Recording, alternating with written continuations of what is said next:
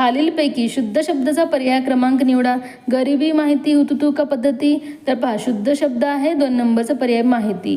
कारण पहा येते शेवटचा अक्षर जर दीर्घ असेल तर त्याच्या आधीचं काय असायला पाहिजे, ऱ्हस्व, आणि पद्धतीमध्ये त्याला दुसरी विलांटी असायला हवी होती, म्हणून तिन्ही अशुद्ध शब्द आहेत. पुढील प्रश्न, खालील वाक्यात दिलेल्या पर्यायापैकी कोणत्या वाक्प्रचाराचा समर्पकपणे वापर करता येईल. सहल अचानक रद्द झाल्याने आमच्या उत्साहावर पाऊस पडणे, पाणी मुरणे, पाण्यात पडणे की पाणी पडणे. तर इथे पाणी पडणे हे वाक्प्रचार इथे समर्पक होणार आहे. म्हैस या शब्दाचा विरुद्धलिंगी शब्द कोणता असणार आहे. तर पहा, म्हैस विरुद्धलिंगी काय असणार आहे, महिषा. महिषासूर येणार नाही, एडका येणार नाही, यापैकी नाही, हे देखील येणार नाही. 1 नंबरचा पर्याय बरोबर आहे. खालपैकी अनेक वचनी शब्दाचा पर्याय क्रमांक निवडा.